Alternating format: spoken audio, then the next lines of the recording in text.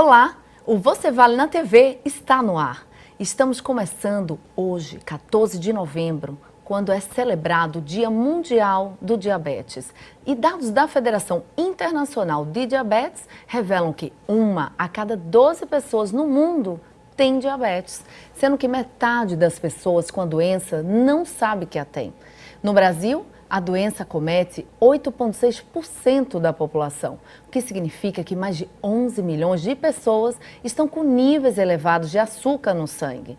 E para falar sobre essas estatísticas e esclarecer como prevenir e tratar a doença, convidamos a endocrinologista Laila Cordeiro. Ela se formou em 2006 pela Universidade Federal de Sergipe, possui residência médica em clínica médica e endocrinologia também pela Universidade Federal de Sergipe, é membro efetivo da Sociedade Brasileira de Endocrinologia e Metabologia, atualmente atua como médica endocrinologista no estado de Sergipe, como médica clínica no Hospital de Urgência de Sergipe e como professora substituta da disciplina de propedêutica médica da Universidade Federal de Sergipe. Além disso, está cursando o mestrado em Ciências da Saúde. Bom, Laila, seja muito bem-vinda ao Você Vale na TV. Para a gente é prazer lhe receber aqui. Eu que agradeço, Grace, e a todos, podendo ter essa oportunidade nesse dia tão importante para nós endocrinologistas, uma campanha assim imensa de conscientização das pessoas para a gente poder, prevenir essa doença. Nos chama tanto a atenção, essa é uma das razões que você está aqui hoje. E saber também, acho que para começar, vamos me apresentar ao público, falando como foi essa sua escolha pela endocrinologia e depois essa especialidade tão importante, não é, que é tratar e cuidar da doença do diabetes. Isso, então o interesse pela endocrinologia surgiu realmente durante o curso de medicina. Então, tive uma afinidade muito grande por alguns professores e especialmente pelas patologias da especialidade. Destacando aqui o diabetes, que é uma doença assim, que é um desafio muito grande, tanto para nós, médicos, como para os pacientes. Porque essa questão do diabetes, por ser uma doença crônica, então muitas vezes silenciosa, então a maioria dos pacientes, cerca de metade dos pacientes, eles não sabem que tem a doença e não tem nenhum sintoma. Então, cabe aqui realmente enfatizar a importância de chamar a atenção de alguns fatores de risco. Claro, é interessante até explicar o que é propriamente o diabetes e Isso. como ela atua no nosso organismo, né? Isso. Então, o diabetes, na verdade, é uma doença que se caracteriza pelo excesso de açúcar no sangue. Então, a insulina, que é um hormônio que é produzido pelo pâncreas, ela é responsável por regular os níveis de açúcar no sangue. Então, quando acontece uma redução na produção da insulina pelo pâncreas ou uma dificuldade na ação da insulina nos tecidos, nós temos o que chamamos de diabetes. O diabetes é uma doença bastante prevalente e que vem aumentando a cada ano devido à epidemia da obesidade. Que é muito alta. Isso, que é bastante elevada. E o que se deve a esse índice tão alto hoje que nos chama a atenção? Antes a gente falava muito dos Estados Unidos, que os americanos ultrapassavam o peso, além do padrão. Hoje já a população brasileira está bem acima. Isso. Justamente, um dos motivos é o envelhecimento da população. Então, a nossa população está adquirindo cada vez mais uma expectativa de vida maior. Então, a gente sabe que o diabetes, a prevalência de diabetes aumenta com a idade. O segundo são os hábitos de vida, que a população vem adquirindo ao longo desses anos, como sedentarismo e uma alimentação inadequada, rico em alimentos calóricos, principalmente os fast foods. Então, com essas mudanças de estilo de vida, a incidência do diabetes vem aumentando. Gordura nem pensar, porque a gordura, o próprio carboidrato se transforma em açúcar, não? Isso, não é apenas o açúcar, aquele que a gente utiliza para adoçar o cafezinho, que se transforma e eleva os níveis de açúcar no sangue. O carboidrato, principalmente aquele carboidrato refinado, que está presente no pão, então, todos aqueles produtos que têm a farinha de trigo na sua composição, a pizza, espaguete, as massas, as lasanhas, a farinha de mandioca, Então, a própria batata, aquela batata inglesa que a gente faz a batata frita, o purê de batata, que é tão comum, né, nas nossas mesas, principalmente nas refeições, no almoço. Então, ficar atento que esses carboidratos também aumentam os níveis de açúcares no sangue. São alimentos venenosos, então, né? Se a gente for analisar para um mal que faz ao diabetes. Na verdade, Grace, os carboidratos, eles são importantes, sim, e são a nossa principal fonte de energia. Então, nossa dieta, de uma forma geral, deve conter de 40% a 60% de carboidrato. Porém, nós devemos priorizar aqueles carboidratos, né? Preferencialmente os alimentos integrais, certo? Por quê? Porque eles têm um maior teor de fibras, vitaminas e minerais. Acabam tendo um efeito sacietógeno, ou seja, dando aquela sensação de saciedade, de satisfação mais precocemente, né? Eles são importantes também como fonte de fibras, né? Ajudando a formação do bolo fecal das fezes e também ajuda a controlar os níveis de açúcar no sangue. Tá. Agora me fala os dois tipos de diabetes, o tipo A, né? O tipo 1 e o tipo 2. Isso. Então, a gente tem dois tipos principais de diabetes. Claro, é importante chamar a atenção que existem outros tipos, como diabetes gestacional, mas a gente vai destacar que aparece esses dois. Na mulher grávida, Isso. Né, naquela fase. Mas a gente vai destacar aqui os dois principais, que sempre geram dúvidas. As pessoas sempre perguntam, qual é o tipo mais grave, né? Qual é o tipo mais comum? Então, o tipo 2 é o diabetes mais comum. E ele está presente em 80% a 90% dos pacientes diabéticos. Então, o que acontece nessas situações?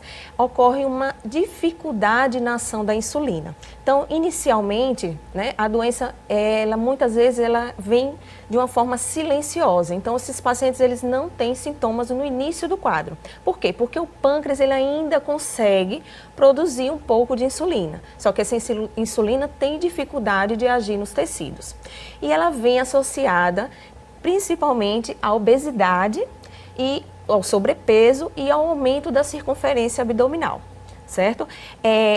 Geralmente acontece a partir dos 40 anos de idade, que é aquele diabetes que inicialmente era conhecido como o diabetes do adulto, só que hoje vem adquirindo proporções diferentes, principalmente por conta dessa epidemia da obesidade, que não poupa então, crianças e adolescentes. Sempre. Então, está sendo muito mais frequente agora também na faixa etária da infância e da adolescência. Então, a gente tem que ficar atento, né, a esse tipo de diabetes nessas faixas etárias diferentes. Então, o tratamento, no caso do diabetes tipo 2, ela é bem variável, dependendo do estágio que essa doença foi diagnosticada. Então, se foi diagnosticada ainda numa fase inicial, você consegue tratar com medicamentos, né, que vão estimular esse pâncreas a produzir mais insulina ou a facilitar a ação da insulina nos tecidos. Ou, dependendo, se for um estágio já muito avançado, onde o pâncreas já não produz quase nada de insulina, aí sim teria que iniciar o tratamento já com insulinoterapia. Tá? Então, é uma doença crônica e evolutiva, certo? Então, a forma como a gente tem de poupar esse pâncreas vai depender justamente do tempo desse diagnóstico e a seriedade desse tratamento desde o início. Mas dá para retardar? Então, veja. Após diagnosticado, porque primeiro é interessante, eu acho que, desculpa até, mas saber quando que o paciente ele vai te procurar. Ele vai já com essa sensação de que ele está com a doença ou simplesmente porque ele está mais gordinho e, enfim, de repente descobre que tem a doença? Então, é importante chamar a atenção para aqueles pacientes que têm fatores de risco para desenvolver diabetes, tá? Que são os pacientes com sobrepeso, obesos, que têm uma história familiar, tem algum parente que tenha também diabetes tipo 2, certo? E aqueles pacientes que têm já pré-diabetes. O que quer dizer isso? O pré-diabetes já é um estado de alteração do açúcar no sangue. Porém, ainda não está nos níveis de diagnóstico de diabetes. Seria aquela glicemia. A gente sabe que a glicemia de jejum normal vai até 99 miligramas por decilitro. Né? Isso. A partir de 100, a gente já considera alterado. Entre 100 e 126, que é o ponto de corte para o diabetes, a gente classifica esses pacientes como pré-diabéticos. E acima do 126, como diabéticos. Então, esses pacientes pré-diabéticos, os estudos já mostraram que eles têm um risco muito elevado de evoluir para o diabetes se não tiver hábitos de vida saudáveis. Então, existe um risco aí estimado de 7 a 10% de evolução para o diabetes ao ano. Então, é importante que esses pacientes eles façam exames anuais de acompanhamento e mudem o seu estilo de vida. Claro. Então, esses pacientes que têm perfis de risco, eles precisam fazer uma avaliação com mais frequência, né? Especialmente uma vez por ano, porque muitas vezes, como eu falei, a doença é silenciosa. Então, se a gente não faz uma medida de glicemia, a gente pode estar perdendo a oportunidade de diagnosticar essa doença. E qual é a sua sugestão, Laila, para isso? É que o paciente volte a cada um ano, ou em um ano é muito tempo para perceber a evolução? Então, anualmente, uma avaliação de glicemia, né, está satisfatória. Certo? Agora, é importante que esses pacientes, né, adquiram hábitos de vida saudáveis para prevenir. E o que você sugere normalmente no seu consultório? Então, a questão da prevenção do diabetes, nesses casos, né, requer hábitos de vida saudáveis, ou seja, mudanças de estilo saudável, o que representa realmente um grande desafio na prática clínica. Então, a gente tem que conscientizar esses pacientes a ter um programa de atividade física, né, individualizado para cada paciente, que se compõe de pelo menos uma atividade aeróbica 3 vezes por semana, de 30 minutos cada dia. Tá? Além disso, tentar, esses pacientes que têm já esse risco, né, evitar os principais carboidratos refinados, como o açúcar branco, vamos tentar substituir aí por alternativas como os adoçantes. E você sugere também o Demerara, o Mascavo? Isso. Ou eles então, têm risco também? Pacientes que já têm fatores de risco, né, eu sugiro tentar não utilizar o açúcar branco ou substituí-lo já por uma alternativa. Né, que o adoçante, na verdade, ele tem um poder muito semelhante de adoçar, ou então, às vezes, muito superior, na verdade, ao açúcar branco, que é o açúcar da sacarose, da cana-de-açúcar, e ele não tem efeito calórico. Então, claro que cada adoçante tem uma indicação particular. Existem adoçantes, vou dar um exemplo aqui, que né, não é uma boa alternativa para pacientes hipertensos, né? Como a sacarina sódica e o ciclamato. Interfere. Por quê? Porque eles têm no componente, na estrutura molecular deles, eles têm sódio. E o sódio, na verdade, a gente sabe, né, que aumenta a pressão arterial. Então, é importante, então, aumentar a ingestão de alimentos integrais. Então, preferir no lugar do arroz branco, arroz integral, no lugar do pão branco, pão integral, porque como a gente já falou, aumenta o aporte de fibras, minerais e vitaminas, mas é importante não exagerar na quantidade, porque também esses alimentos têm calorias, certo? Aumentar a ingestão de frutas, verduras, né, que seriam as hortaliças, fibras, né? As leguminosas, porque eles têm um efeito sacietógeno, ajuda a controlar também os níveis de açúcar no sangue. A questão da ingestão de água também é importante, certo? Então, muitas vezes é frequente a gente observar uma baixa ingestão de líquido. A gente sabe que, normalmente, sem uma atividade física, a gente perde 2 litros de água por dia. Então, é importante repor, né, essa quantidade de líquido. Aqui falando com você, já estou repondo. Isso. Então, é importante a gente repor isso aí. Então, lembrar também a questão de fracionar as refeições. Então, vamos tentar comer que nem pouco, bebê, né? Várias vezes ao dia. Não pular ou não omitir uma refeição ou um lanche.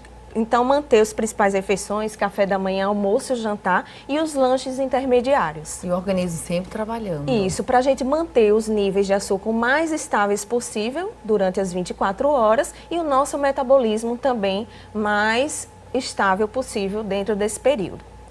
Agora, falando um pouquinho do diabetes tipo 1, tá, né, que a gente passou um pouquinho, é importante enfatizar que ele é responsável por 5 a 10% dos casos de diabetes. Acomete principalmente crianças e adolescentes, podendo até surgir nos recém-nascidos. Nessa situação, Grace, o pâncreas ele não produz quase nada de insulina, ou praticamente não produz. Você já nasce, ou pelo menos já desde pequeno sabe dessa deficiência. Isso, ou então muitas vezes você tem uma reserva muito pequena de insulina. Não suficiente. Que não é o suficiente para controlar os níveis de açúcar no sangue. Então, nesses casos, o tratamento desde o início da doença já é a utilização de injeções com aplicação diária de insulina. Uau!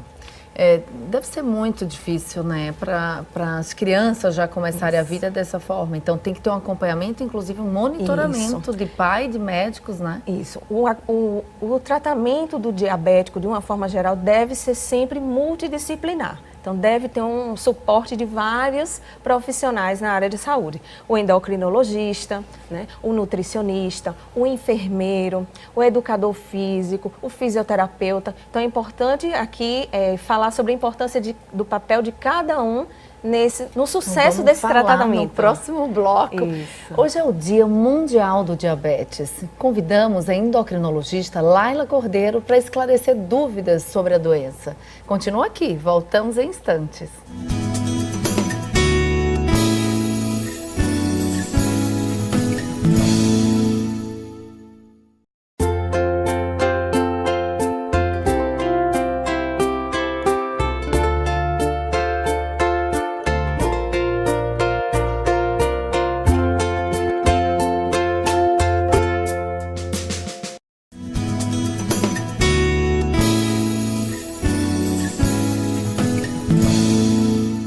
Estamos de volta com Você Vale na TV. A nossa convidada de hoje é a endocrinologista Laila Cordeiro.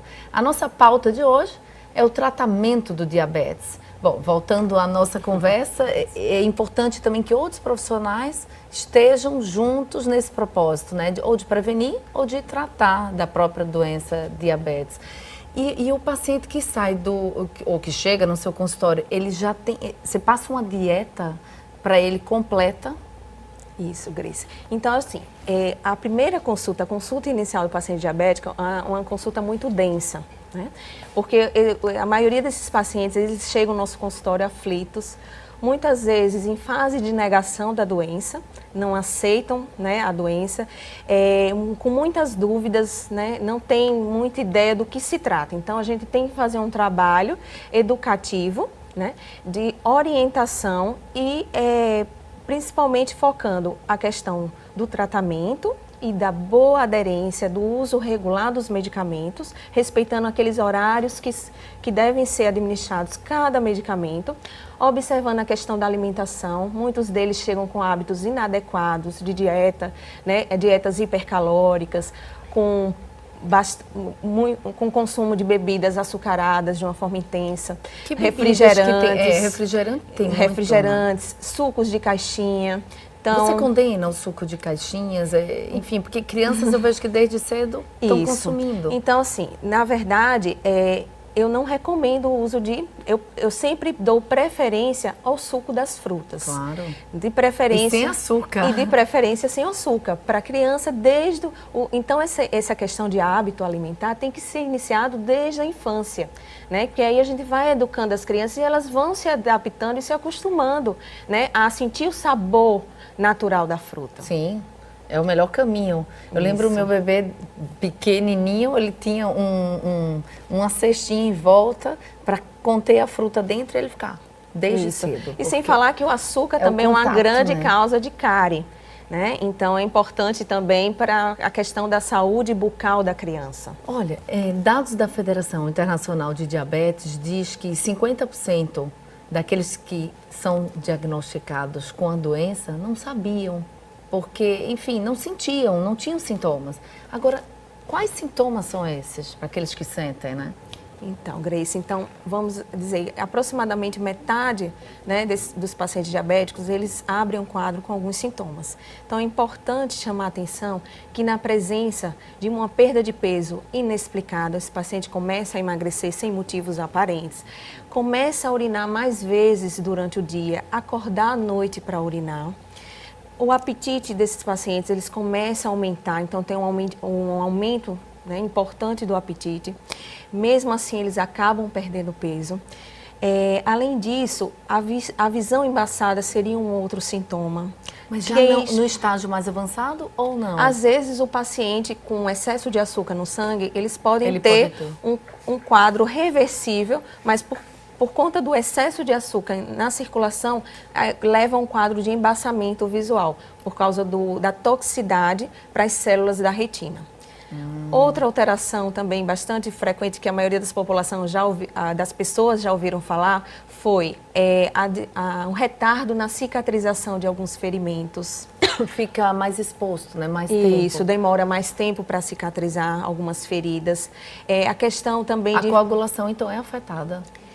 Isso, na verdade, as células ocorre um processo inflamatório, então um processo bastante complexo, né, local, que dificulta esse processo de cicatrização. A questão de infecções urinárias de repetição, a pessoa começa a ter uma infecção atrás da outra, infecções vaginais na mulher, corrimentos vaginais, principalmente aqueles esbranquiçados, associado a uma coceirinha vaginal. No homem, é importante chamar a atenção da impotência sexual, né? Então, diabetes é uma causa de impotência sexual, deve ser investigado na presença desse sintoma.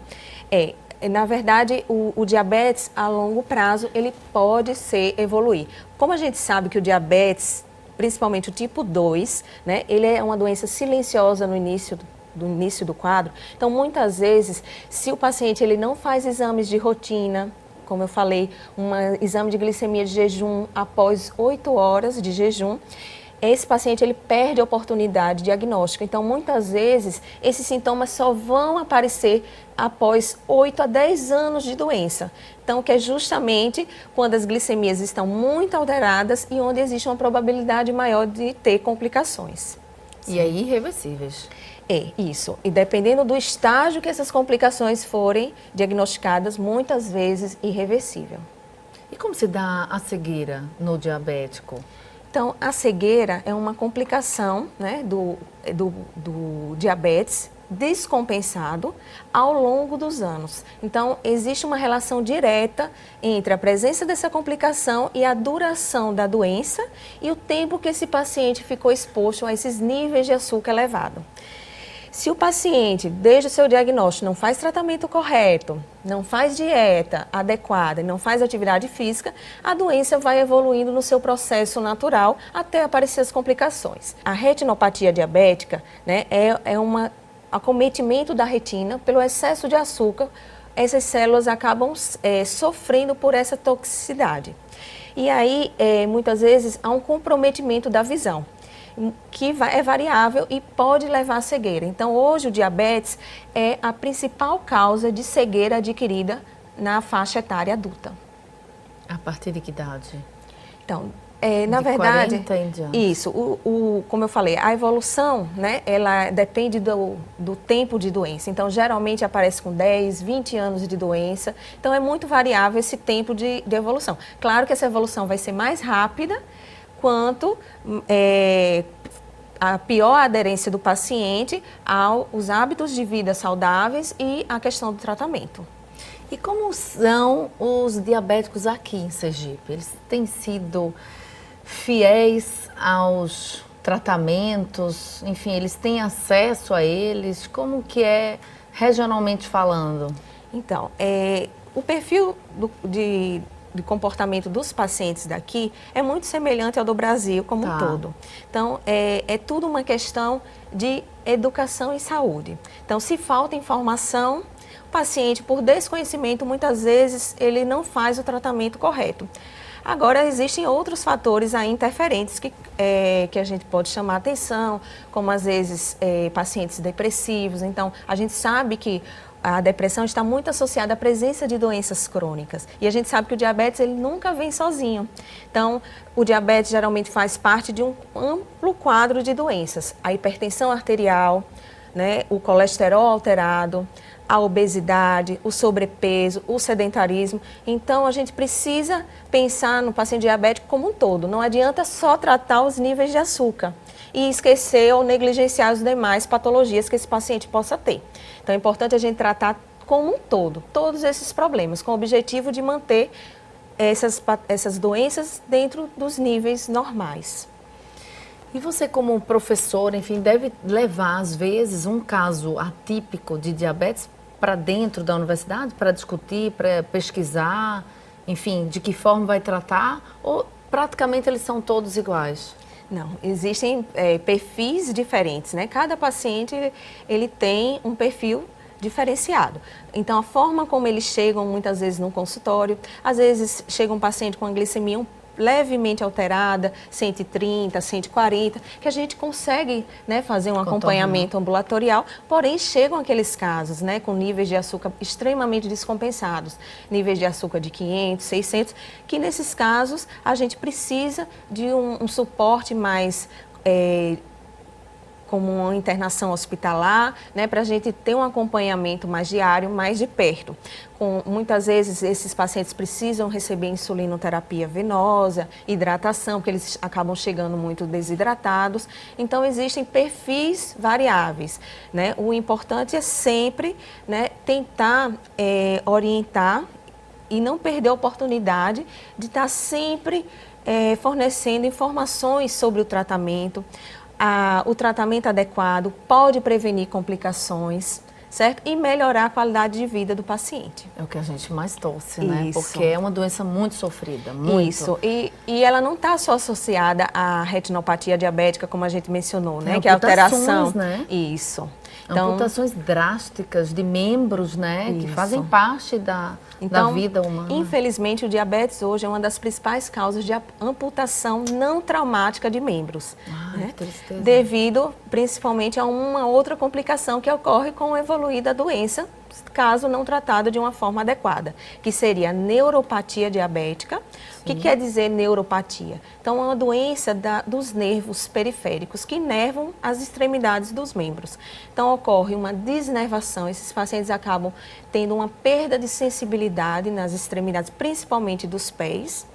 E essa desnervação está associada a uma alteração na vascularização, ou seja, não chega sangue, né, oxigênio e nutrientes adequadamente para essas extremidades. E ocorre uma isquemia.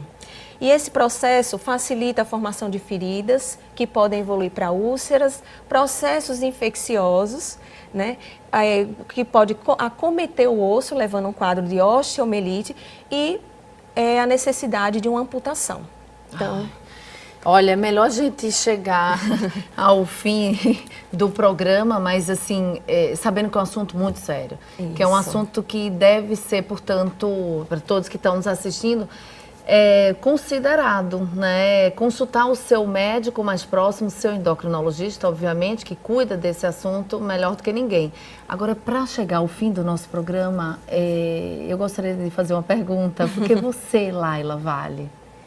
Então, Grace, realmente é uma pergunta difícil, mas eu acho que assim, o valor, né, do nosso trabalho como profissional, médico, como endocrinologista, é a satisfação da gente poder ajudar o outro, principalmente durante o percurso esse percurso tão difícil, né, essa trajetória difícil desse tratamento. Então, conscientizando esses pacientes, alertando a população que ainda não é diabética, mas que já tem fatores de risco, que a gente pode prevenir a evolução para o diabetes e que a gente pode prevenir a evolução para as complicações nos pacientes que já têm diabetes. Então, é importante a adoção de hábitos de vida saudáveis.